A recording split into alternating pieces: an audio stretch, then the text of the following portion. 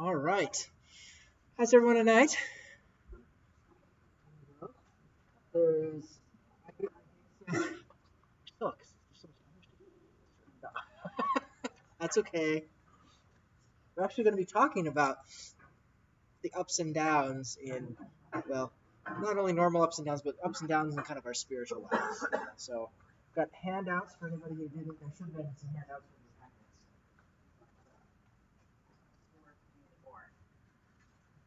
All right. So we're going to be talking about the discernment of spirits.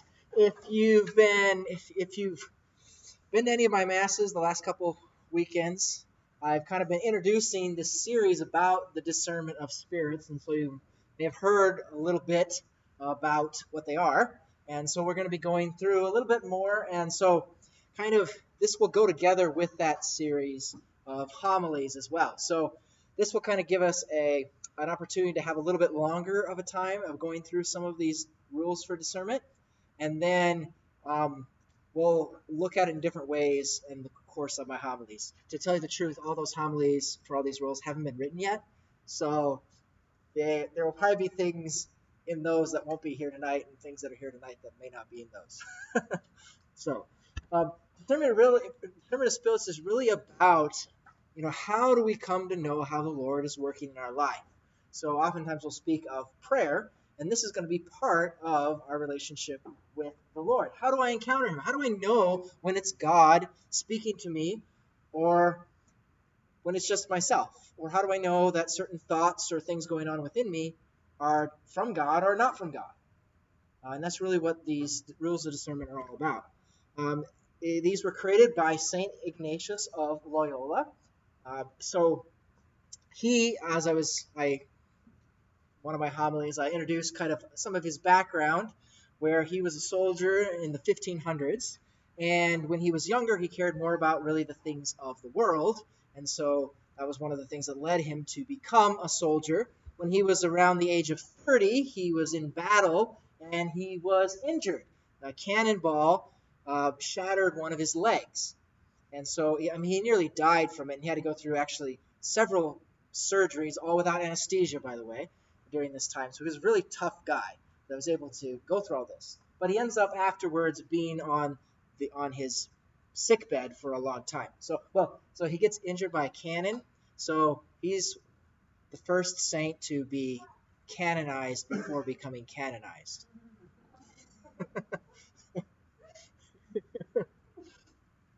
So he's on his sick bed, and while he's on his sick bed, he's going stir crazy. So I don't know if anybody has ever been ill or injured in a way you can't do the things you want to do, but you start getting kind of crazy, right? You want to get out and do the things you're normally doing. So he asked for some books to read, and what he really wanted were the novels of his day, which is all about knighthood and chivalry, but all they had were a book about Jesus and one about the saints. So as he's there on his sickbed, he spends some of his time thinking about all of these heroic deeds that he would do, especially for this one lady that he had his eye on, and then other times he would then pick up some of these books because he had plenty of free time. And so he began to discover there was another kind of heroism that he never really thought about before, about imitating Jesus or one of the lives of the saints. Maybe I could do that too.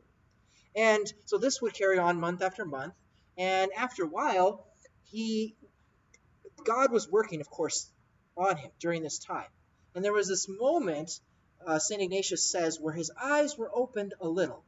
And he began to notice things going on within him, in kind of like the thoughts and desires that were going on within him. He began noticing that when he was thinking about all these kinds of heroic deeds of knighthood that he would do, and the things he would do to win the lady, he was really excited and interested in them when he was thinking about it. But then after his mind went on to move to other things, there was this kind of emptiness, kind of discouragement that was within him. It was unfulfilled. And then when he spent time, reading those stories and thinking about how I could imitate Jesus or the saints, once again his heart was uplifted, and he was like, yeah, I could do something like that. And then when he moved on to other things, he found that he remained consoled. There was a certain kind of peacefulness and happiness within him. And he marveled at that difference. It's like, what does this mean? Where does this come from? He was beginning to pay attention to what was going on within him. and how God was working. And he realized that those things that were leading him to be kind of disquiet and unfulfilled, that those things weren't from God. But those things that filled him with this sense of peace that he couldn't get from anywhere else, those things were from God. And so he realized that God was pointing out the direction that his life ought to go. When he realized this, he took action. He made a good confession. He went back to Mass, started praying more, started helping the poor, and started his life to be a saint after that. So he's a saint today. So it was really this experience that he had of noticing interiorly what was going on within him, discerning the difference that these rules of discernment that were created. And so what I have given you as your handouts that you can use that to kind of follow along, this is kind of a summary of his rules for discernment. So as we go through, you'll notice that along the side there's a bunch of numbers, and those numbers indicate each of the number of the rule that he had. So there's 14 of them total. So I call it the spiritual battle tactics, since he was a soldier. And it is kind of a spiritual battle that we go through. How do we understand when we're supposed to be following God, or when we have those temptations from the enemy? So it's really a battlefield between good and evil. We'll see. So this idea of discernment may sound like a big scary word, but basically it just means to be able to pay attention and understand the different interior things that are going on within us. The thoughts, the feelings, desires we might have, and where they're coming from. What's their source? Because there could be a few different sources. Once we become aware of what's going on within us, these different sources could be from God. God could be leading us. They could be just our own thoughts, or they could be from the enemy, the evil one. The enemy, of course, refers to not only the devil, the fallen angel, and the other fallen angels that want us to turn away from God, but they could also refer to just our own weaknesses. We have certain weaknesses within us that tend us to move away from God. So different temptations that we're susceptible to, either inside or from other things around us. So we want to understand what's going on within me. Is this coming from God? Is this a temptation from the enemy? Is it just something that's for me? And then once we decide where it's coming from, should I listen to it because it's from God? Or should I reject it? Should I say, no, that's a thought that I shouldn't pay attention to. I want to get rid of that one. So that's really what these rules are all about, helping us understand what's going on within us, because it can get kind of complicated at times, right? There's so much stuff going on within us. What's really of God and what's not of God? And so that's what his rules of discernment are all about.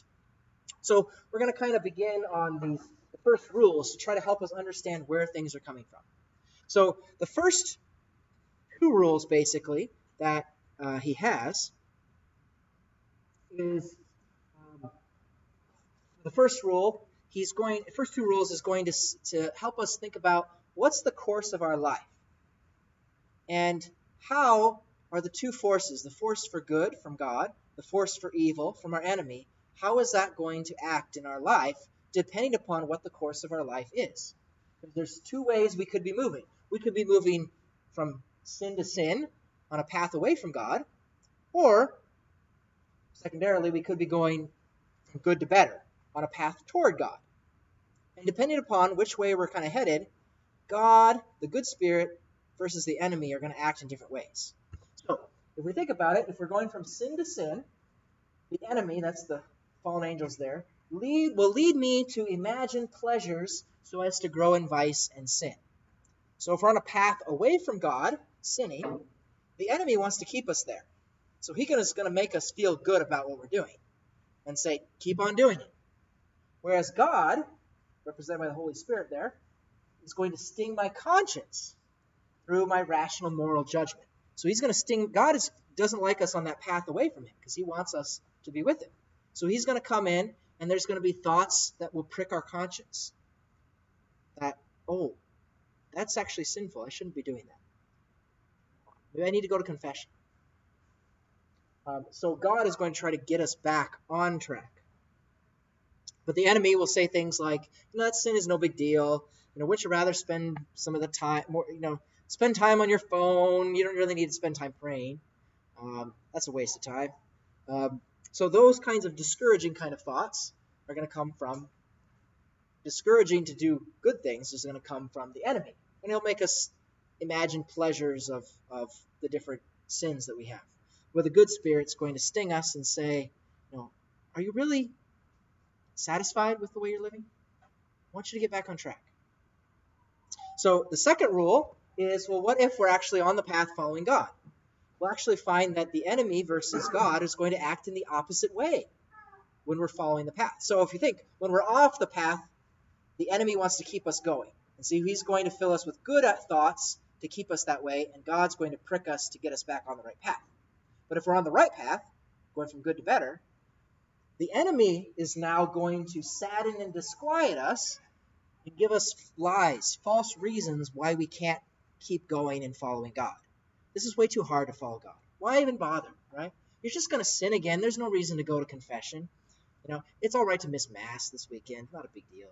He's going to sadden us and disquiet us to try to get us off that path following God. Whereas God is going to want us to keep on that path. So he's going to strengthen us, encourage us to continue going. So thoughts like, you can do all things through me. You are my beloved son. You're my beloved daughter. Those kinds of ideas or thoughts that can come into our mind, those are from God because he's trying to encourage us to follow him. We'll go into some more examples of in the next rules. St. Ignatius goes into kind of describing in much more clear ways as to what each of these kinds of experiences could look like within us. So just to give an initial example, you can kind of see some of this in the life of St. Ignatius that I described, right? So while he's on the path away from God, he has this the enemy wants him to think about, how wonderful is this life of knighthood and chivalry, stay on this and don't ignore all those spiritual things. Whereas God allowed him to have this kind of unsatisfaction within him about those kinds of things. That was God trying to pull him back on track. Whereas when he finally changed, then God is going to give him strength to be able to keep following that. You can imitate the saints. You can imitate Jesus. It's not out of your ability with God's help. St. Augustine is a great example of this too. When he was younger, basically a high school senior, about to go off to the big city of Carthage, and he was going to be studying there, and so he describes it as being like his heart was filled with a desire for evil things. And so the enemy was definitely working on him to make all the certain things look very pleasurable. So he basically spent like 20 years caught in this cycle of promiscuity. He had a child out of wedlock. Went after all sorts of like Eastern religions to try to find happiness. Because at the same time, even though the enemy was working on him to make him feel like these are all good, you're going to gain pleasure from this, God was also working on St. Augustine, and there was some kind of emptiness. St. Augustine describes it as his heart was restless because he wasn't being able to find rest in God. And so finally, there is this moment where God gives him this experience of great strengthening, like we say here, consolation, to remove the obstacles. Because one of the things he was worrying about, St. Augustine, was, I can't overcome all of the sins that I've done. The enemy was lying to him, basically, like, why you've tried before. You can't do what these other people have done following Jesus. You're too weak. But he had this experience of God reassuring him, saying that, no, they weren't any stronger than you. You can do it with my help. And from that experience that he had, then that really started him on the path of his conversion to following the Lord again. So we have great examples of the saints. There's St. Augustine. So we have before us when we're discerning between some things coming from God, some things coming from the enemy. If we're on the path toward God, then the enemy is going to try to get us off. If we're going, and God is going to give us strength to keep us off. So that's kind of the state we're going to focus on, is what if we're trying to follow God? So hopefully that's what we're trying to do. And probably in reality, there's different places in our life where we are doing well in following the Lord. Described that the bad spirit will sadden and disquiet us, while God will give us strength and courage. In the next two rules, St. Ignatius gives them very specific names. So the top one is going to be named Desolation, and the one from God is going to be called Consolation. So God is going to console us. So you could think of consolation and desolation in some way as kind of like this: joy versus sadness. Now, this is probably more on this like a regular, normal human level. We all experience different states, emotions, just about normal human things. But on the level of our relationship with God is when we refer to these things as consolation and desolation. So the third rule that Ignatius has is all about consolation. So we experience God in some way. So he doesn't define really what it is other than giving like examples of what kind of things we might experience with God. So we'll go through and I'll give some of the experiences that he has. There's a whole bunch of different ways in which God could interact with us. So one of the things that he says here is I call consolation when some interior movement in the soul is caused, through which the soul becomes inflamed with love of its Creator and Lord. So the first kind of experience we could have is within us like a welling up of feeling a love for God that can arise within us. And oftentimes, these kind of consolations are not things necessarily that we cause. And maybe, when you're first looking at it, you're kind of distracted by other things. But then there's this phrase that really pops out to you. Maybe it's something like, from the gospel where Jesus says not to be afraid. And that really has some kind of meaning for you. And it kind of uplifts you. And there's this feeling of love towards God as our Father within you. Or maybe it's, again at Mass, and maybe it's, during the homily, there's something that really kind of, stands out to you. And it feels like that's exactly what I needed to hear at this time. And the things that what's been going on in my life. And you feel this being uplifted within to really experiencing God's love. So that's something of what he means by there.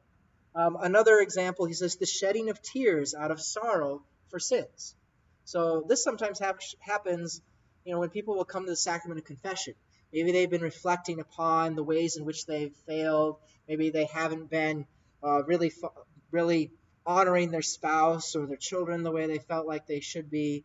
And they come to confession, and there's tears that begin to come because they're sorry for their sins. And then they hear the priest, give them the words of advice and ensure them that, God cares about you as his child, and he forgives your sins. And then there's tears of a kind of joy as this weight of sin lifts off of our soul when we receive the sacrament of reconciliation. And that is this kind of consolation from God. There's other times where maybe, it's other tears in prayer can often come. So maybe we see or hear a story of great self-sacrifice where somebody, and it's really moving, and there's like tears brought to our mind, like, wow, I want to be able to imitate something like that.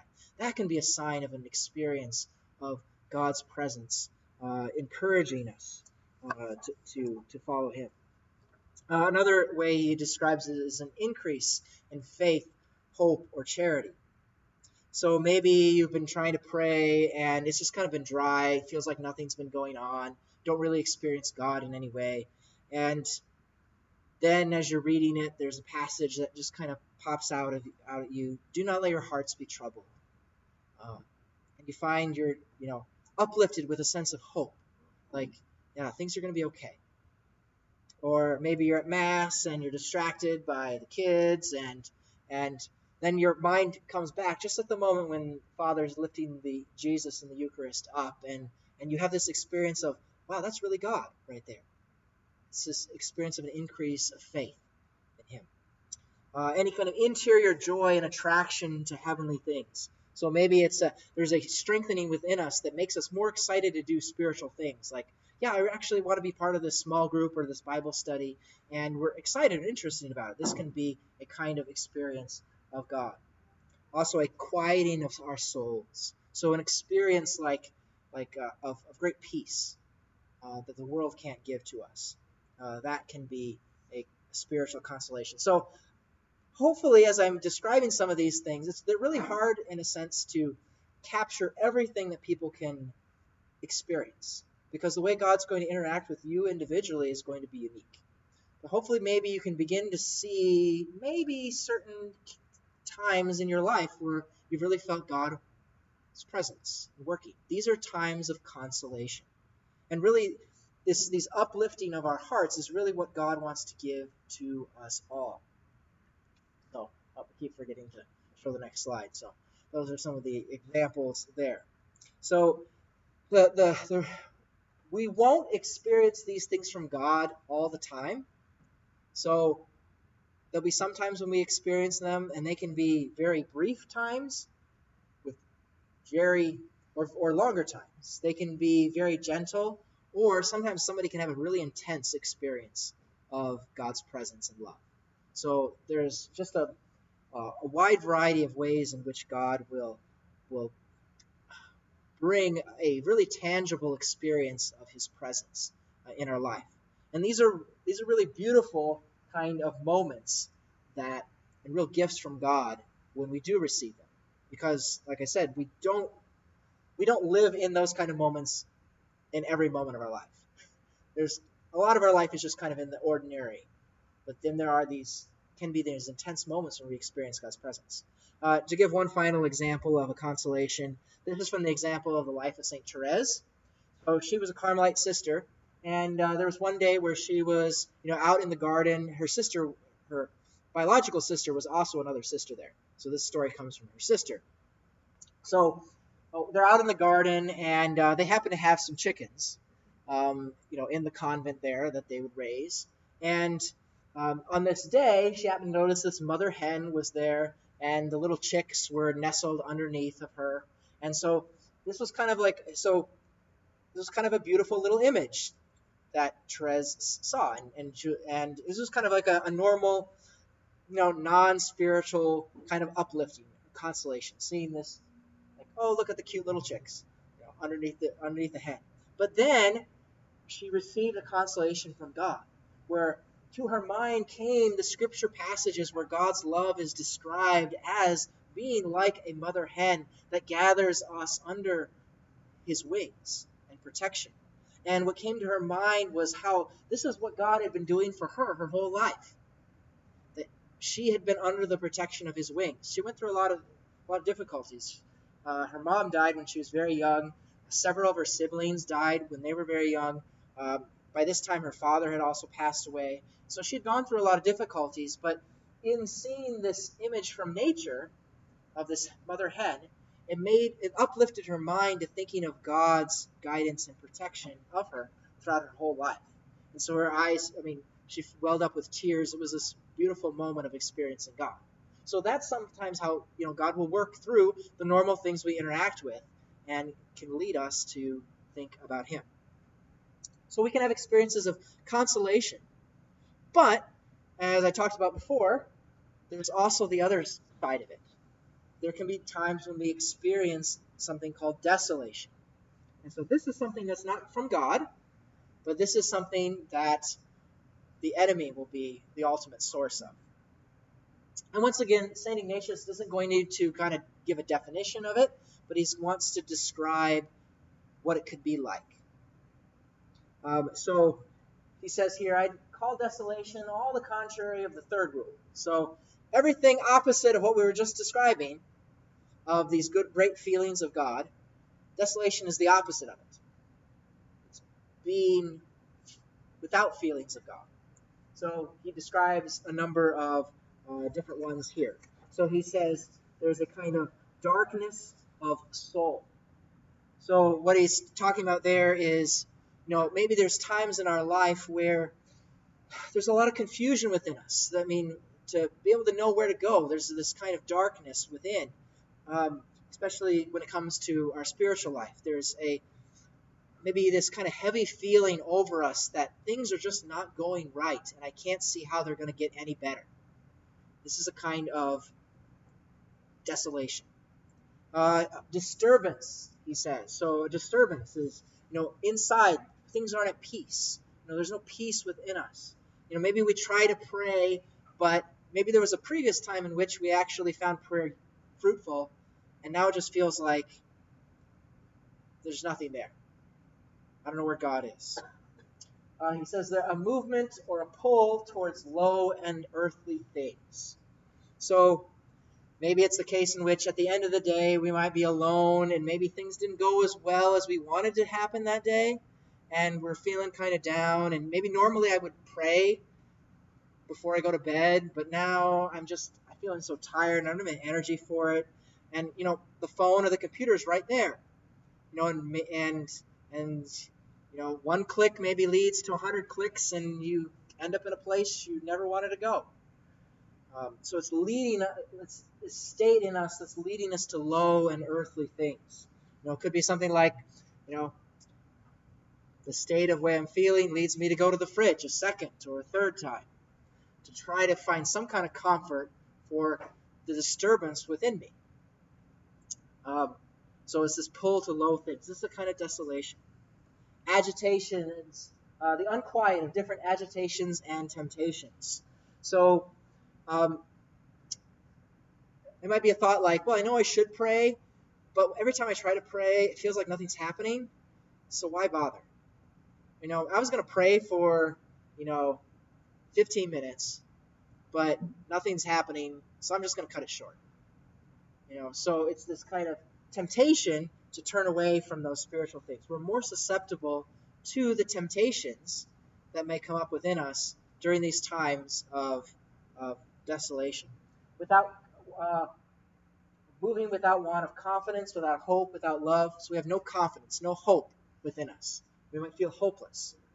So maybe that's in the case of, I could try to talk to God, but I haven't heard him in any way. I haven't received any kind of guidance from him recently. So why is this time going to be any difference?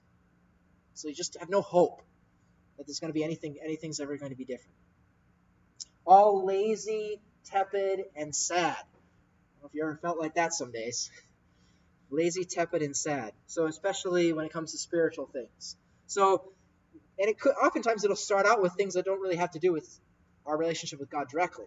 So maybe, we're worried about something that's going on in our life, and comes to our mind, well, I had promised, I was going to go to, family formation this week.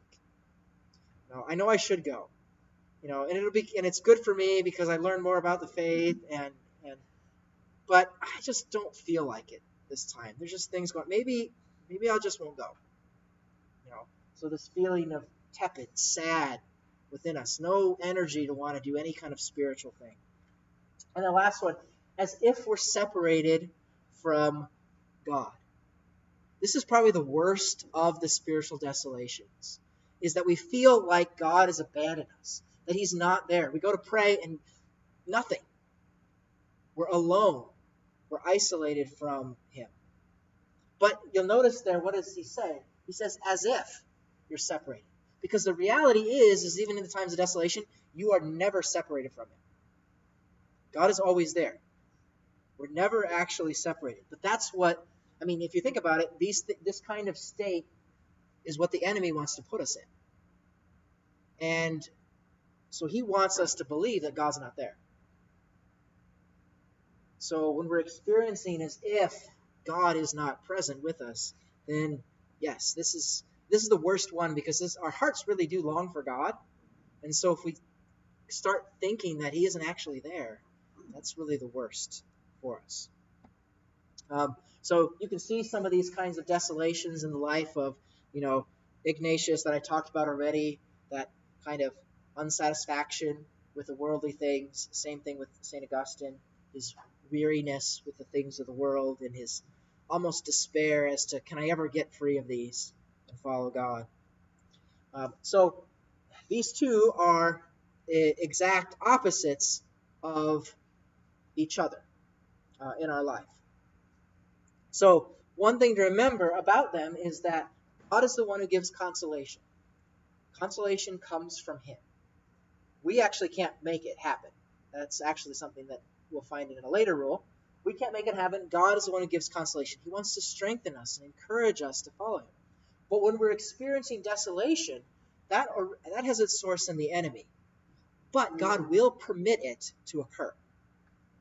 So actually if you've experienced those times, which I'm sure you have, because these kind of things are all normal and natural. There's no shame in it to feel times when God seems to be far away from us.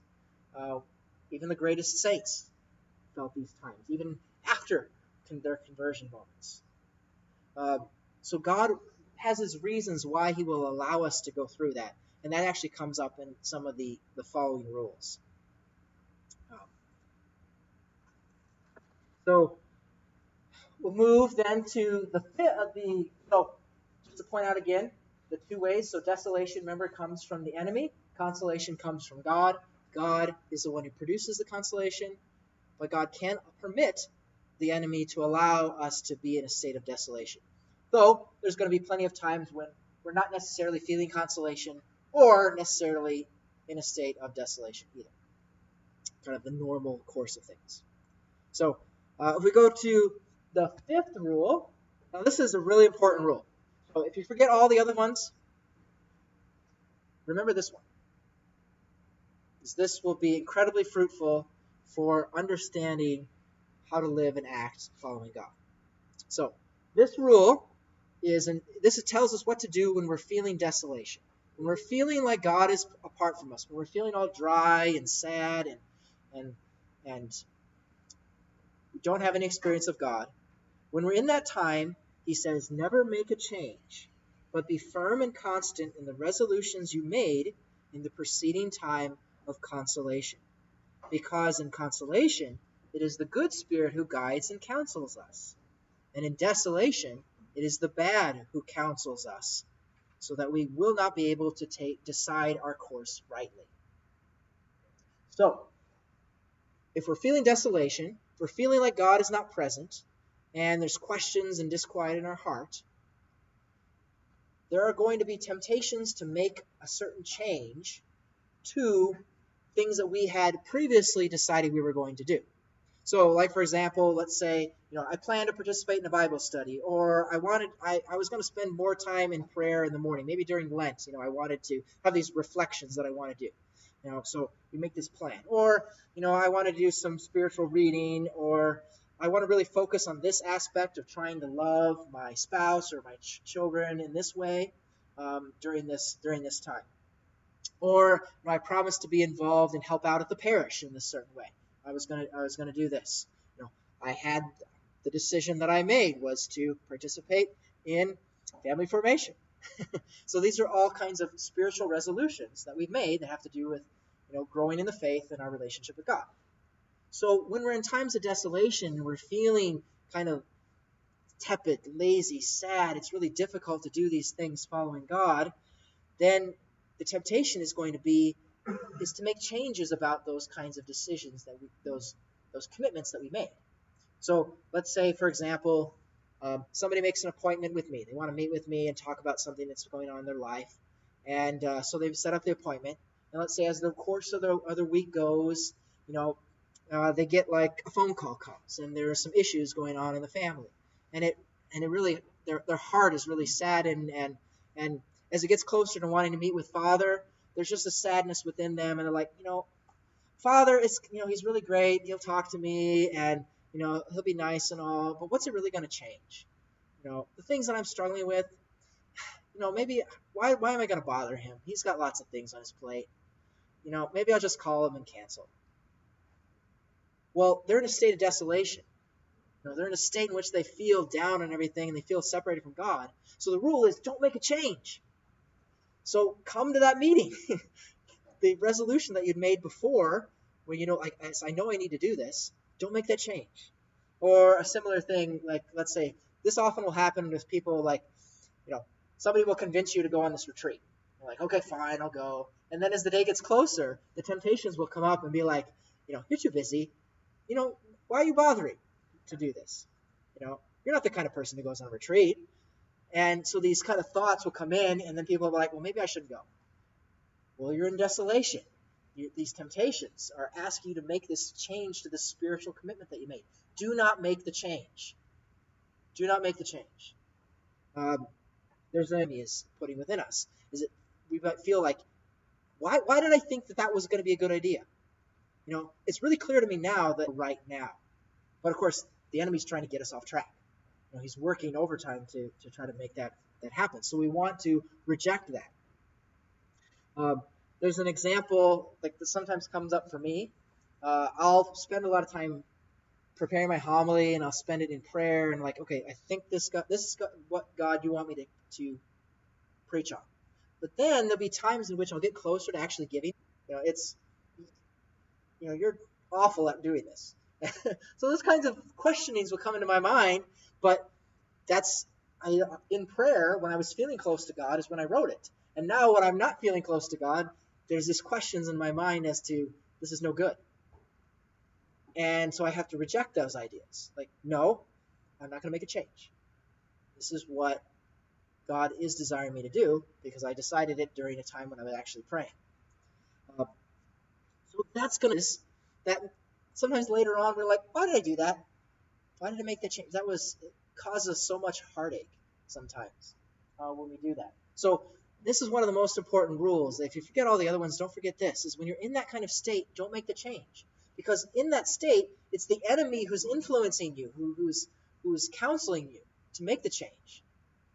Only make a change when we feel God's closeness when it comes to spiritual things. Because then God is the one who's actually guiding us in that. So, is that understandable? Hope some of these things are understandable. All right. So, we're probably not going to get through all the rules, but we're going to get through some of them. The ones I don't get through, we'll be able to go through. It doesn't mean we shouldn't make any changes at all. Instead, we should change ourselves. What's going on, the way that we're interacting, the way that we're thinking about these negative thoughts, this kind of desolation. So, in the sixth rule, God doesn't want us to stay in this desolation. I mean, it's not from Him, right? Sometimes people can get this kind of wrong idea that, well, since I'm feeling miserable, that must be the way God wants me to be. Well, no, He didn't make us to be miserable. So we want to resist desolation, and these are 4 tools that Ignatius puts forward to us in order to resist desolation. So the way that we can change ourselves interiorly. So the first one is prayer. So to resist it through prayer. So it's basically talking to God. Telling Him about what's going on. God, I don't feel your presence. I'm feeling real lonely here. I don't know what decisions to make. There's these things going on in my life. Ask for His help. Because, He's the all-powerful God. He can certainly help us in this. So it might be as simple as, Jesus, help me. Mary, help me. And oftentimes when we do that, we can begin to feel a kind of lifting up of our heart. Like we're not alone in all this. And it might be a little bit later where we realize, what was desolation is kind of dissipated. And it's not there in the same way that it was before because we asked for God's help. The second one is meditation. This one is thinking about the truths of God, especially things that we've learned like through the scriptures. So, for example, if you have like a favorite Bible passage or ones that really have a great meaning to you, like one that I like from it's from the Liturgy of the Hours. It's actually from the obscure prophet Habakkuk. So, in one phrase in there is, "You make my feet as swift as those of hinds, and enable me to go upon the heights." So I really like that image of like having swift feet to be able to do what God asked me to do, and being able to go up upon the heights. So that kind of uplifts me of thinking about that God enables me to do that. Or it might be as easy as thinking about how I'm a beloved son of God. That's who I am. That these other ideas and lies from the world that can say you're not good enough. Well, I'm God's son. That's who I am. So meditation is thinking about these truths. So we should have a kind of like, I don't know, like a quiver of like arrows of like scripture passages that we or truths of God that have a great meaning to us, like, be not afraid or whatever it might be. So if you have, certain scripture passages that have importance to you, that have God has touched you in certain ways, these are ones we want to think of to be able to bring forth when we're feeling like we're apart from God, because those things will help us resist all that negativity as part of the desolation. You see, like this past weekend, that's what Jesus did when he was tempted by the devil, right? So we had the temptation of the desert. Jesus kept going back to the scriptures, right? The truth of God, man does not live by bread alone, but in every word that comes from the mouth of God.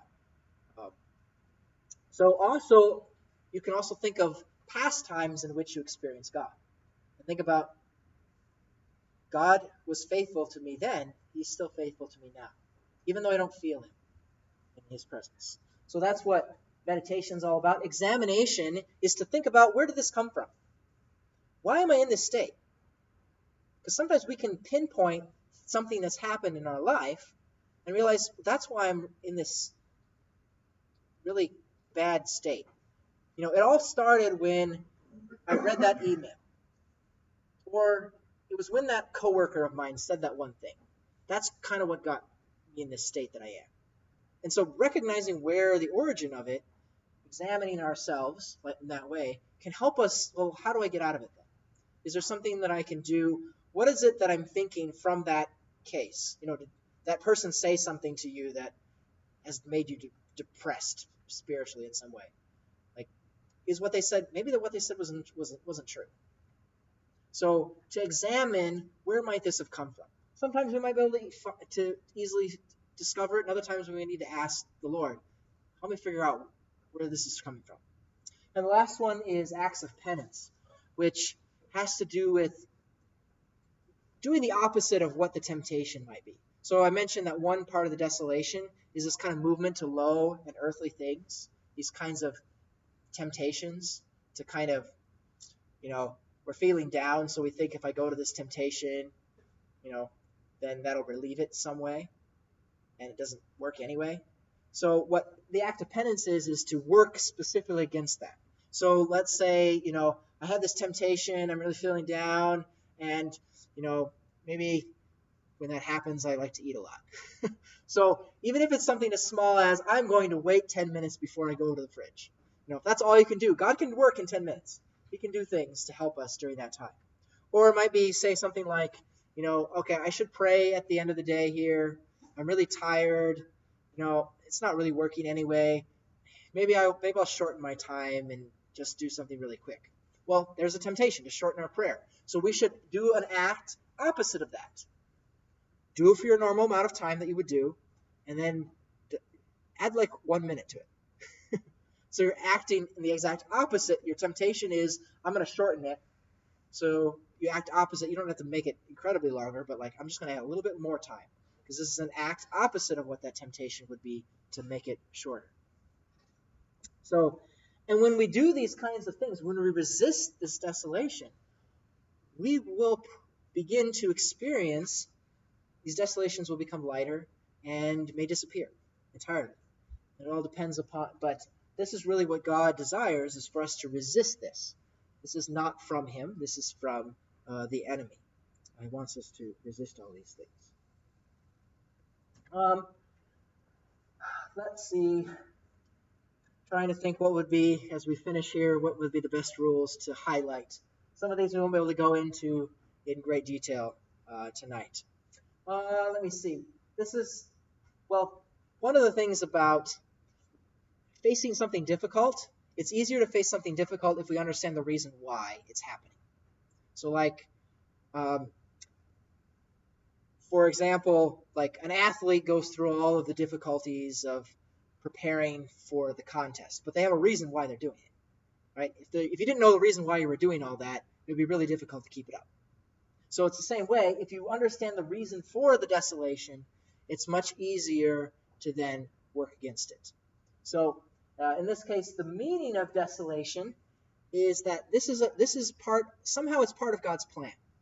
This is some kind of trial that God has placed for a good purpose. And the reason is so we can grow in our ability to resist desolation. So if you think about it, how do we grow in patience? Well, in order to grow in patience, you're going to have to actually go through cases in which patience is required, right? And you kind of learn it through actually doing it. Same way with prayer. How do we grow better in praying? Well, we actually spend time praying through those ups and downs, through the times we don't feel like doing it, or through the times we do feel like doing it. How do we grow in being able to love our neighbor, our family better? By actually doing those acts of love toward them. So in the same way, how do we get better at resisting these times of desolation? By actually going through it and resisting them. And so that's one of the purposes why God would allow us to go through it, is so that we can get better at being able to resist it. And knowing that, too, the other part of this rule is that God is going to give us the grace that we need, the help that we need to be able to get through it. That even though it might feel like he's not there, we don't feel like he's present, he is there, and he's giving us the help we need to be able to get through it. So knowing that can bring us greater strength. Because one of the thoughts that can come into our mind basically in desolation is, I can't, and so forth. But what this is all about is, with God, I can. So it's resisting all these thoughts like, this is just too hard. I can't resist these temptations. No, it can give us courage knowing that we can with God. There's a meaning behind this, and it's not opposed to God's plan that he allows us to go through this. Rule 8 is all about patience. Requires patience when we go through times of desolation. So I'll have to hold off today about going into that in great detail. So patience has to do with knowing that this time of feeling apart from God isn't going to last forever. That's one of the great lies sometimes that comes up when we're feeling apart from God, is like, this is just the way it's always going to be. I'm never going to experience God's closeness again. Well, that's a lie from the enemy. So we want to be patient. There's 3 reasons why God can give desolation. We'll skip over that tonight. But God will allow us to experience desolation. Sometimes it's our fault. We've kind of cut ourselves off from God through sin, and that's why we're feeling apart from him. But there can be cases in which God himself is the one who's allowing us to experience it for 2 different reasons. To love God for who he is rather than always the good feelings about God, or to understand that we can't make consolations come. Like, these are complete gifts from God. So if through this, maybe you're thinking like, well, Father, I don't know if I've experienced some of those kind of consolations. Well, ask God for them. Ask it. What could happen? He might actually give it to you. And to be able to experience some of those things. When we're feeling close to God, one of the things that we should do is think about what would we do when we don't feel close to God. So like we're doing tonight, thinking about what would we do when we're experiencing that. Also, in times of consolation, we reflect upon, we can't do any of this without God. As the 11th rule, as well as when we're in desolation, thinking that we can't do anything without God, but we can do everything with God. And the last several rules are all about the ways that the enemy works. It's important that we know how our enemy works so that we can recognize his wiles when we're trying to figure out what's from God and what's not from God. So skip that. So one of the things the enemy will do is that if we resist his temptations, then he's pretty weak. He'll run away, basically.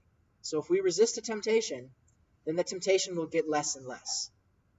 But the opposite is also true, that if we let a temptation sit and we contemplate it and think about it, if we're weak against the temptation, then the enemy will get stronger and he'll attack even more. And it'll be more and more difficult to resist a temptation. So whenever we find these kinds of thoughts in our desolation, we want to resist them sooner than later, because the sooner that we do, the more weak the enemy will be. The later we do it, the stronger he'll grow in his attack. Also, one of the things is that the enemy wants to keep everything hidden. So if we have a certain temptation, those kinds of things to the light of God. This is a temptation that's been within me. This is a sin I'm dealing with. You bring it to the confessor, suddenly the enemy doesn't have as much control over you anymore. The image that he uses is, he says, the enemy is kind of like a man who wants to seduce this woman, and he doesn't want the father of the young girl to know about it, so he wants her to keep it hidden. But as soon as she tells her father about it, then this man's advances, it's all over. He doesn't have control over it anymore. So that's the way the enemy works. We will have greater freedom from him if we bring those things to light. And finally, his last rule is that the enemy is going to attack us where we're weak. So if you think of ourselves as like a castle, we want to go around. Where am I most susceptible to temptation? Maybe I get angry really easily. And so I know there's certain moments where, like if I'm in that place, I could lose my temper really easily and say or do things that I shouldn't. So I want to guard against those moments when I could get really angry, so that the enemy can't attack that weak point. So these are the 14 different rules. Many of them we could spend a lot more time on, but we will go through them as part of the homily series throughout the course of Lent, and we'll also get into, we won't be able to finish in the homilies until during the Easter season. So hopefully this gave you some useful, helpful ways of being able to understand how God is working within us, to discern the ways in which, how do I follow God? How do I resist some of those thoughts or feelings that are not from God? These are, if we think back to St. Ignatius, when he had that one moment where his eyes were opened a little and he began paying attention to what was going on within him. It changed the entire course of his life, right? He became a saint. And his Jesuit order, there's many saints that became saints following him. So what would have happened if he hadn't paid attention? What if his choice was, I'm going to ignore everything going on within me? Would he ever become a saint? Probably not. What about for us? What if we just a little bit, each of us, paid more attention to what was going on within and the way God was moving? What could he do in your life? He could do amazing things. Be the start of just an incredible new way of encountering God. And especially if there's, some of the descriptions of those consolations, you feel like, I don't know if I've really had many of those. Those are the things that he desires for us. So, and I need to finish with our announcements. So, on April 4th, there's a field trip to Mercy Meals in Norfolk. The Elster High's calendar has nothing unless that's changed on the calendar. So those in 2nd to 6th grade are able to go. So they'll leave at 9 a.m. from the church parking lot, and the Mercy Meals in Norfolk starts at 10 to 11:30. And what they do is put together the meals for those that are in need. There's a permission sheet for the field trip, so we'll need that returned next Wednesday. If you'd like to go along, let's see, then you're definitely welcome to. Let's see, hopefully we can have a good number of people. So now Cheryl and Sue Vanis are driving, so we can have, we have 10 kids from 2nd to 6th grade that can go. For First Communion, we have the banners that the students make, so work on them at home and then have the kids bring them back to next week's class to give to Mrs. Vance.